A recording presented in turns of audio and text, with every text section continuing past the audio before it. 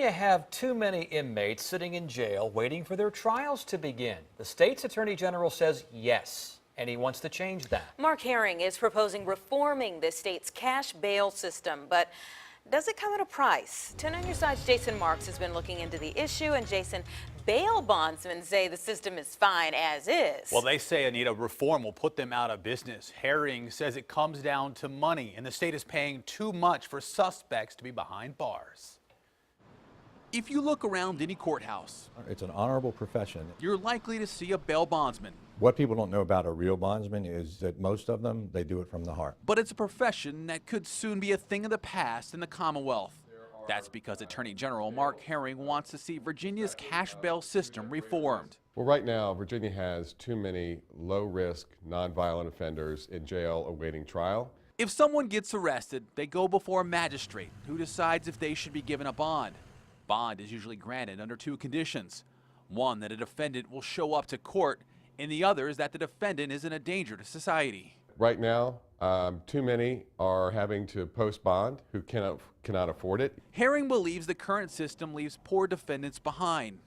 Those defendants who can't afford to pay a bondsman to get out of jail before trial. While others who may pose a higher risk of either flight risk or threat of violence to the community are released simply because they have access to wealth and means. To support his argument, Herring points to stats such as Virginia has an incarceration rate of 150% more than the national average, and nearly half the state's jail population is awaiting trial.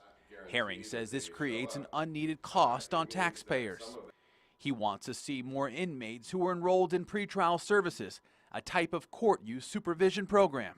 It costs about $3 a day per person for pretrial supervision. It costs $85 a day to house someone in a jail. In 2017, about 28,000 Virginians were released under pretrial supervision instead of sitting in jail, according to Herring. 94% showed up for their court date, 94% stayed out of trouble. So when people hear end cash bail, no more cash bail, that does not mean that everybody just gets out. As it stands right now, suspects need to pay a bondsman 10% of the bond to get out. Instead, under pretrial supervision, magistrates will use a risk assessment tool and point system to help judges determine if the defendant can safely be released before trial. It includes factors such as previous crimes, where you live, and do you work. So there's really no gray area? There will be no gray area, no. None. Pretrial services, stay in jail. That's it. Dave Bourne has been a bondsman for almost 30 years. He believes this will cause overcrowding in the jails. So when he eliminates bail, period, if the judge is on the fence, what's going to happen?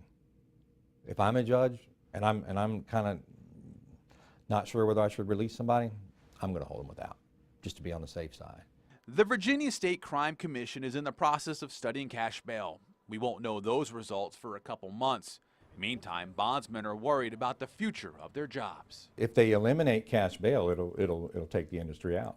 How devastating would that be? It would be very devastating for the people that need our services.